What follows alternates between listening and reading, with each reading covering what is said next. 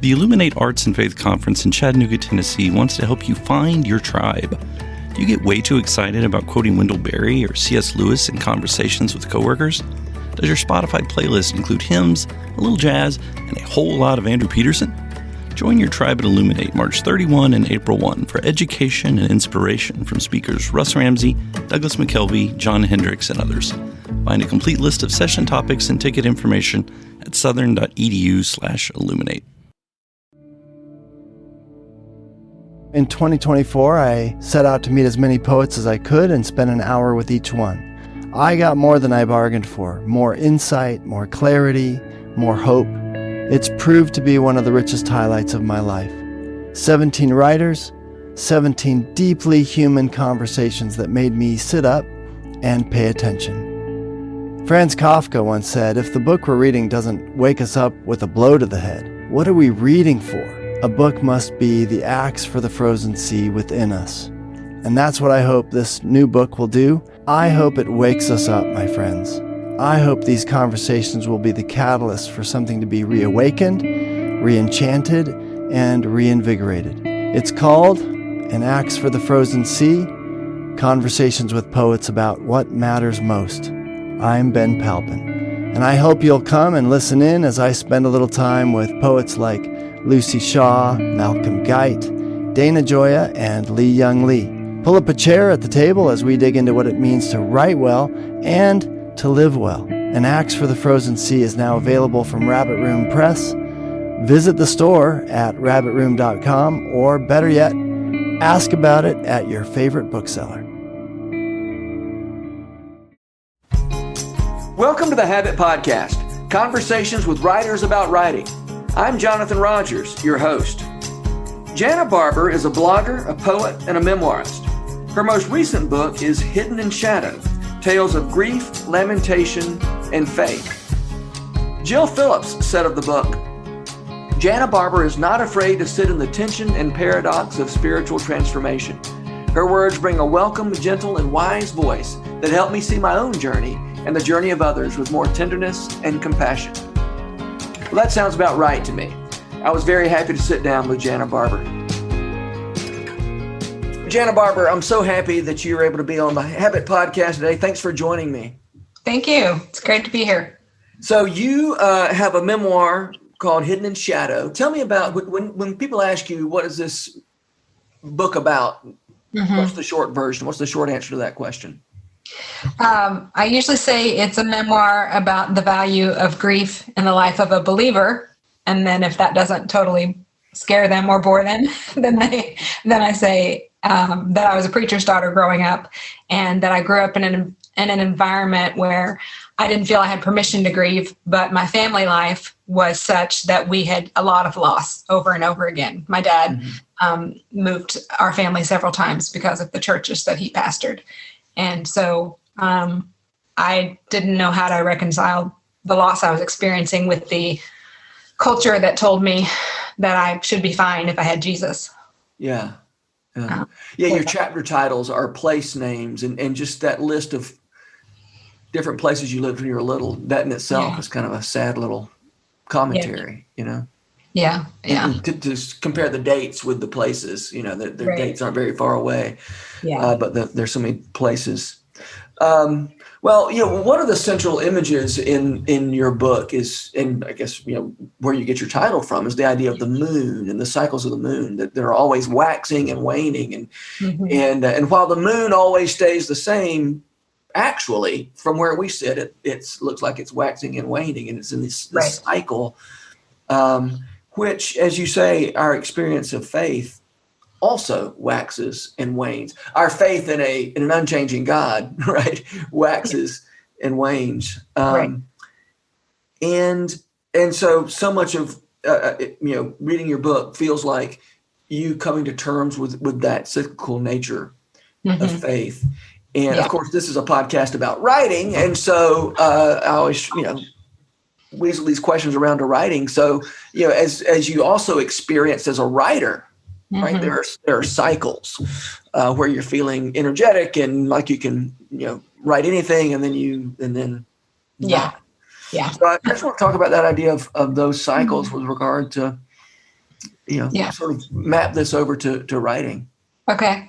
Yeah, I love that you drew that analogy because writing is very much tied to my faith. So it's good to think about how I can treat them accordingly. So one of the things that I was thinking just as you were talking was there's this element of expectation that we put on ourselves that it should never be dark.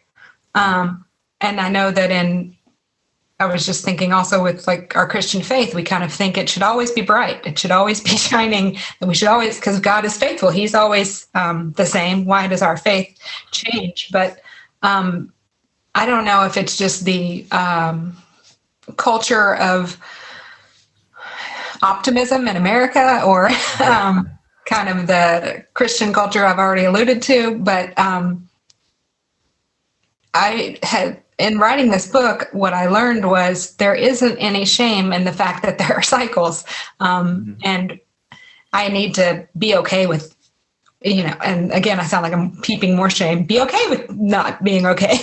But, I remember coming into contact with a Wendell Berry poem that he talks about what goes on in the dark as a farmer, how that's when the seeds blossom. And that was kind of a revelation to me and the verse in the Psalms where God says, or David says that darkness isn't dark to you, that's encouraging as well, because darkness does scare us, and it does think that, if it's dark, then it's not going to be light again. We get that trick in our heads. But so with writing and with faith, if I can remember to do the things that I've learned in the good times, when the writing was fruitful, if I can stick to that routine and the same place where I go and the same habits that I have of making a cup of tea or a hot coffee and just relaxing and turning everything else off and focusing and starting with something I already wrote before, or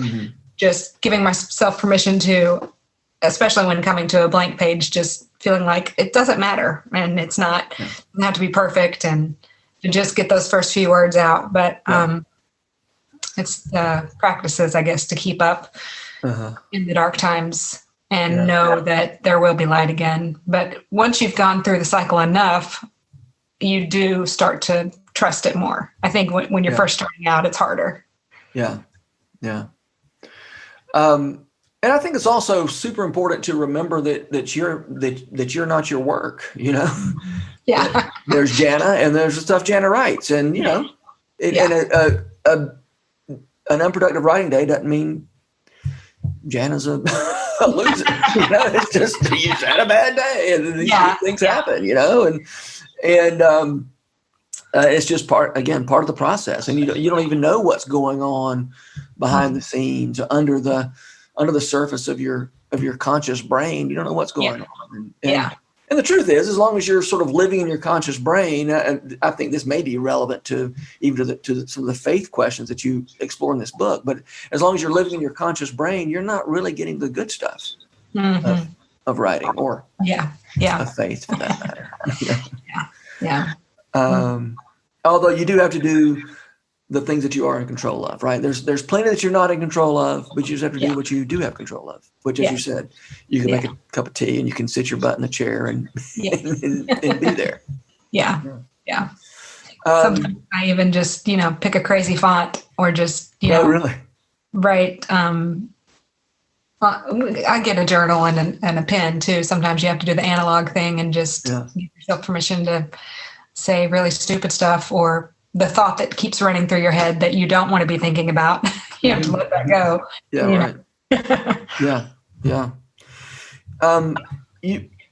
You mentioned, in your book, that writing is a kind of self-care for you. Can you tell me more about that? Why and how is writing self-care?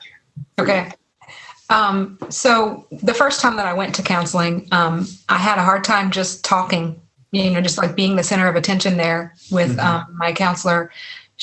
I expected her to teach me. I went for postpartum depression, and I thought, she's going to help me feel better. And then but I didn't even know I had postpartum depression. I just knew that I was angry and I wasn't a good mom. I didn't think I was a good mom to my little baby. And so I thought, well, she's going to help me and she's going to teach me.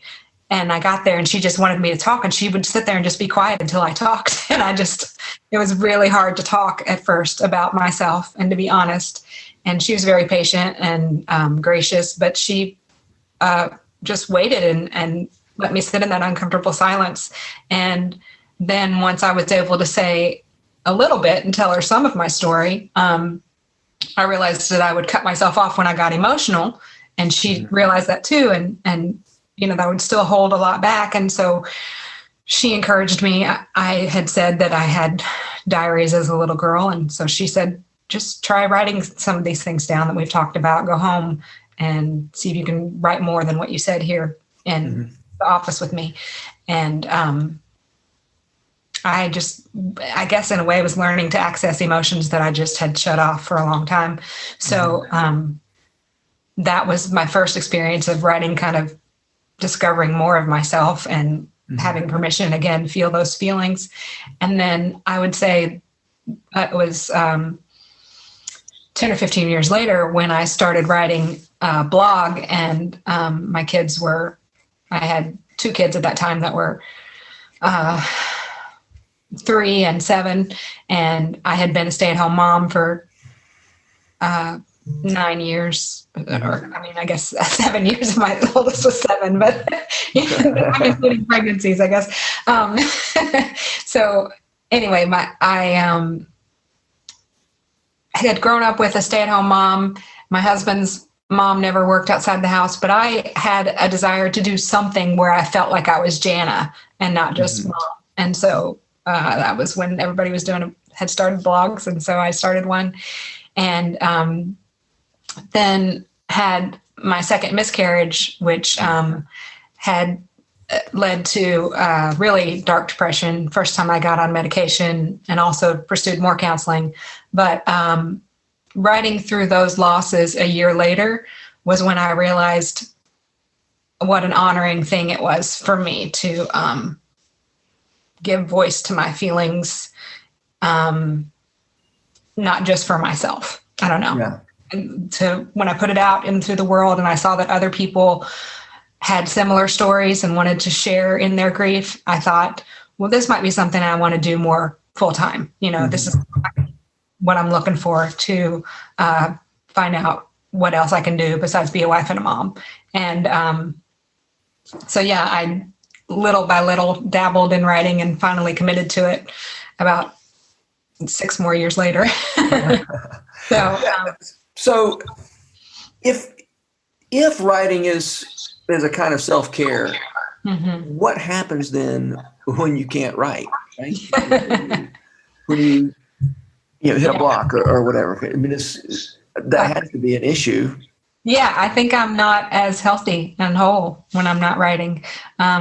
And I didn't realize it until I started doing it, that was the medicine I needed. But there are still times when, life is busy, or I'm struggling. After my book came out in December, I told myself, well, I'm going to take till January to write anything. I'm just going to relax the rest of this month and not try to write anything until the new year. And then January hit, and I was like, I still don't feel like I can say anything. I felt I was tired. It was the end of a hard year, but it was also January is like a really dark and cold month. And so, I didn't do a lot of, I don't think I did much writing at all, January and February. And I still found other ways to care for myself because of what I've learned with counselors and friends and family of, just giving myself a break and having permission to not be productive, but to just rest and recover and know that, the energy and the desire would come back. And then they did, towards the end of February, found myself thinking more clearly and having stuff I wanted to say. Yeah. You're learning to trust that cycle. Yeah. There's fallow seasons and productive seasons. Yeah. It's been 2 or 3 months since I've read your book, but one story that really stuck out for me, that still sticks out, is you tell a story about a time you came home from, I don't know where you were, it doesn't matter.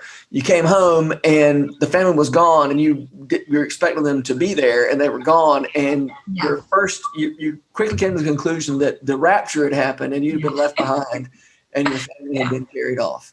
Yeah. I want to talk about that story for a minute, because you take that story seriously in your. I mean, you have the honesty to take that story seriously, right? And I was thinking, if that story had happened to me, I think I would be playing that for laughs. And it is kind of funny. I mean, it's very funny. Okay. I'm glad it's okay for me to say that's a funny story. Yeah. When I saw your question, it wasn't just funny, right? I mean, there was something more going on there than that's just a funny little story. Yeah. So when I used to always tell it as a funny thing, when I went to college, it was like, this is the culture I grew up in. We watched the Left Behind, the Left Behind movies weren't out yet, but I know I watched some movie where there was like this alarm clock that never got turned off, and it would just beep, beep, beep throughout the movie. And just terrifying kind of thing. Like, what if I get left behind? And even though he preached once saved, always saved, and I'd been saved, been baptized, I still there was a lot of fear, I think, in the culture I grew up in. And so I had been walking in the rice fields behind our house, and we lived out in the middle of nowhere, and had my headphones on, was just in my own little world, and came back, and then all the cars were gone and all the people were gone, and I walked around and I couldn't find anybody. And it Wait, the cars got raptured too? Well, I don't know what I thought. Maybe there was one car there, but I knew that there weren't. I'm trying to remember if I remember a car, but at least one car wasn't there, because that was my general first thought was, okay, they're just gone somewhere. But then I realized, anyway, I was 12. I don't know how much sense it made to my brain, but it was a funny kind of moment later on. But in the moment, I was genuinely terrified. I went and I yelled for my mom. And when she finally found me and started talking to me, I remember crying with her and hugging her. So I know that it was traumatic. It wasn't just a half a second thought. You have those those fears when you get the phone call in the middle of the night, and then everything turns out okay. But anyway, I think you said your question was in the email that how did I know to...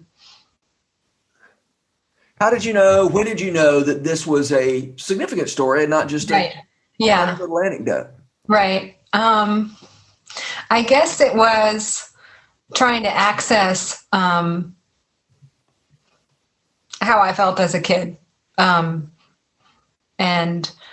knowing that my parents loved me and they were connected to me, but there was still something that they were missing out as far as what I needed. And I just had several memories that I was going through, and that one, for some reason, at the time in my life, was also one of the hardest moves. It was in middle school. Mm-hmm. And so I guess I just wanted to tell the start of that journey, because I felt like up until that point, my faith had been really strong, and moving to that particular house in that particular town shook my faith for the first time, which probably happens to a lot of people in middle school. But to me, I thought it had to do with the fact that we had moved to this particular place. And so I was just going through that journey for myself, and felt like a significant story. I don't know. Yeah. Holy Spirit is the short answer, Jonathan. Yeah, right. Yeah. I mean, I just remember when my wife and I, have been to marriage counseling, and one of the issues we had to talk about was my tendency to tell the funny story, and to, storytelling as a way of not dealing with big issues. Totally. Yeah. And then, and then coming back later and saying, being able to, a counselor I had, define an anecdote as a sad story told for laughs. Mm. And that's what, I mean, that you had a sad story ready to be told for laughs. And apparently you did tell it for laughs for a long time. And then you somehow came to terms with the fact that this isn't just a story to be told for laughs. It really is. Yeah. And I don't know, I just found encouragement in that story, just to know that there are ways to revisit, you know, these stories. As a memoirist, you know, you dug into that story and said, there's more here than what I have done before. Right. Well, I really felt like that was it's the tension that I like to write about and explore all the time, is how we want things to be all good or all bad or all happy or all sad. But there's just rarely anything that is completely that way. Yeah. Right. Well, one thing you said in talking about that, well, as I said, it's been a while since I've read it, but it seems like you know, one of the things you drew out of that was this idea that I think you were a middle child. Is that right? Yeah. And you felt a little invisible. And one of the ways you coped with life and the difficulties of life was by withdrawing and being, you know, less and less visible. Right. You may have already, if you've already answered this question, that's fine, because you've already touched on some things I want to ask. But how do you get from the way I'm going to cope is to be invisible? Yeah. To the way I'm going to cope is by telling my story and putting it out there for other people to read. Like, how do you make that? How did that? That's a pretty big difference in the way you think about your own story, right? Right.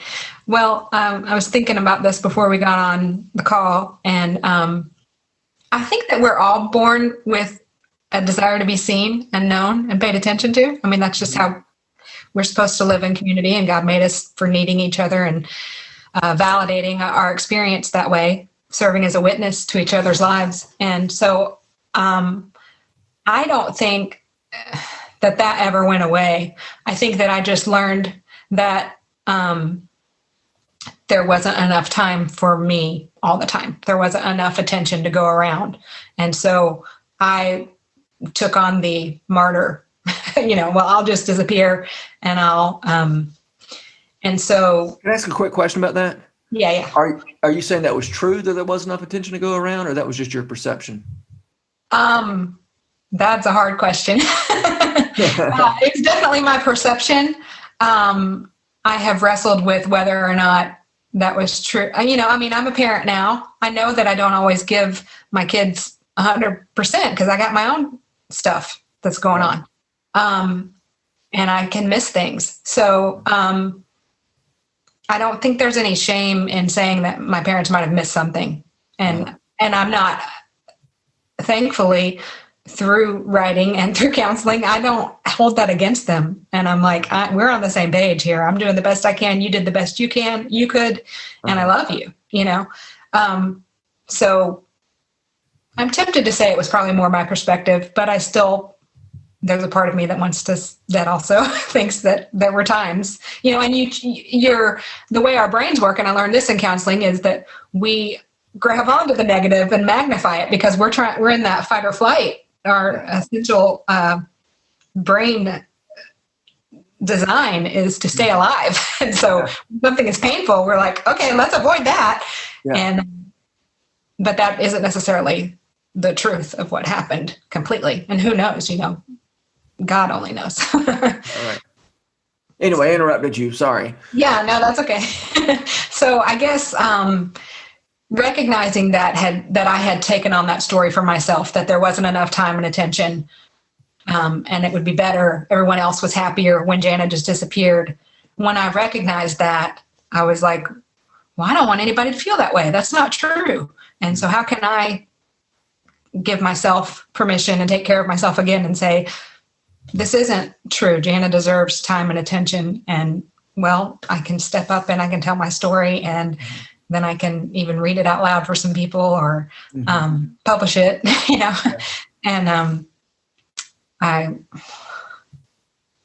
lost a thought. I just had a thought, but I lost it. Well, can I just interject while you're thinking about your thought, or maybe it'll come back? I think it's more than just a matter of Janna deserves attention, but also Janna's readers deserve something. Yes. That you have to give. Right? You have something to give. It's not just that you need to receive something, although you do. Yeah. I know you do. But it's also you have something to give. Yeah, totally. That was my thought was I remember reading Traveling Mercies as in my early 20s, and just, there was a woman book. Yeah, Anne Lamott. So she grew up in California, had a completely different family life and experience than me, other than the fact that we're both white, but she grew up in a different decade, different family dynamics. Mm-hmm. But I felt such a connection with her story, and it helped me. And the fact that she could believe the same things that I had been taught to believe as a kid, and she chose to believe them as an adult, and our faith, we had that in common.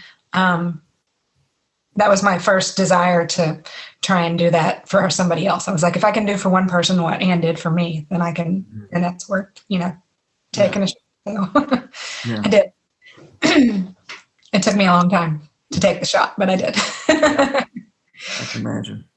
All right, I'm going to ask you a very personal question. Tell me about your inner critic. Okay. He or she is very loud. You don't know if it's a he or a she? Yeah, I don't. It sounds different on different days. Yeah, interesting. Yeah. So, but yeah, I have to fight it. I have to write down some of the things that it says sometimes, and then write down the truth next to it, and make a decision, about not giving into something just because it feels true. What is the truth? Go back to what God says about me. Mm-hmm. That's a great practice to kind of write down what that inner critic. Yeah. And I have a tattoo that I wrote it on my skin, beloved, because I had this realization 8 years ago. I was doing a Bible study on the book of John, and I grew up with this idea that there was John the Baptist and John the Beloved, and that was just church tradition, what we called them. But for some reason I thought that the Gospel of John was written by John the Baptist, and then 1st, 2nd, and 3rd were written by John the Beloved. I don't know why I thought that.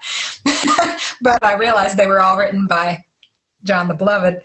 And as I was studying the Gospel of John, and I realized that he gave himself that name.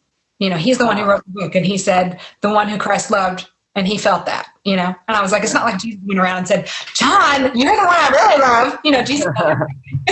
But John felt that, and he owned that. And I was like, I'm going to take that. I'm going to put that on my skin. Yeah. Oh, that's great. Yeah. I don't know how one does this, but I think it's important, since we're on the subject of inner critics, I think it is important to distinguish, if you can, between, is this actually my inner voice criticizing, or is this an outer voice that I have somehow internalized? Yeah. Yeah. And I, in other words, if you don't have an inner critic, you're a crazy person. Right.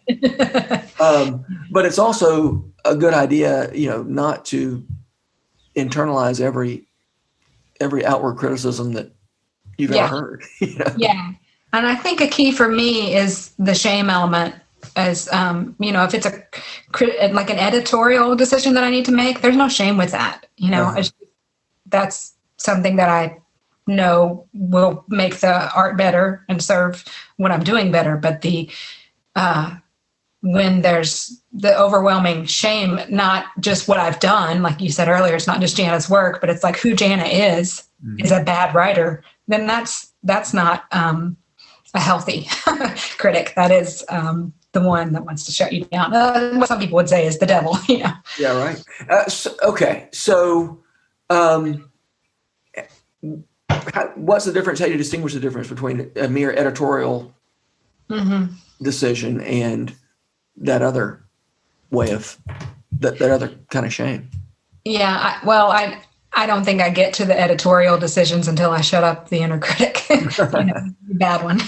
Right. And I get to work. And then I can hear, once I'm working and feeling more confident, then I can hear the things that I need to do that are good for that serve the project. Yeah. Makes sense. I think it does. Yeah.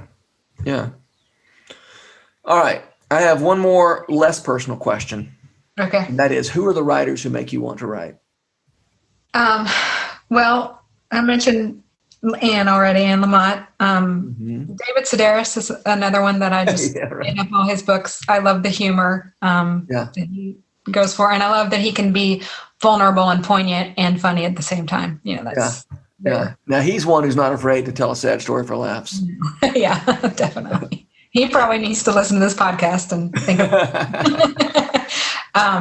I also love the first writer that I loved was Beverly Cleary when I loved the Ramona books, and Catherine Patterson is great. And I was in college, read all the Toni Morrison I could read. She's amazing, isn't she? Yeah. So, but I don't feel like I could touch anything that she's done, so I don't try to write like her. Yeah, right. Yeah. Yeah. So, Sumont Kid has been a favorite recently. Yeah.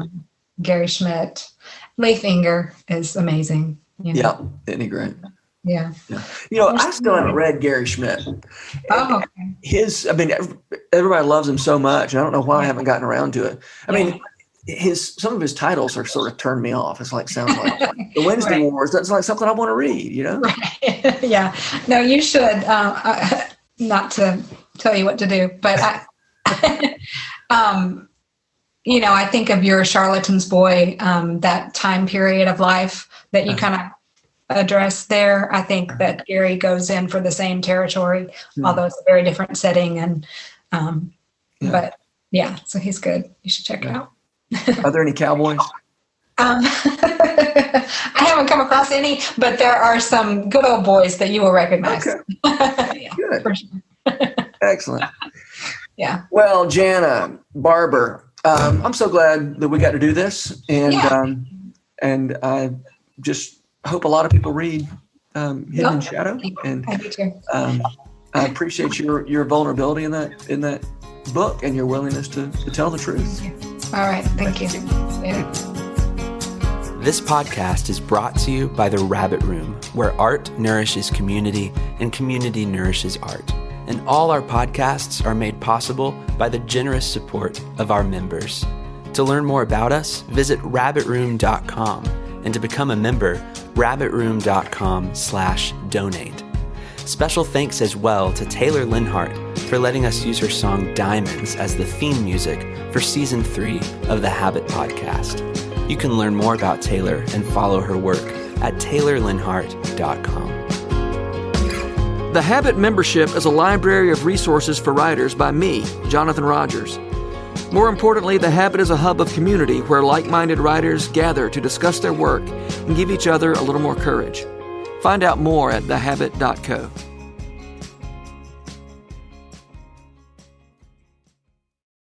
If you've enjoyed this podcast episode, consider joining the Rabbit Room membership. Your membership helps sustain this community, funding everything from publishing and podcasts and theater productions to events and programs that support artists who create with a Christ-centered vision. We'd love to have you on board.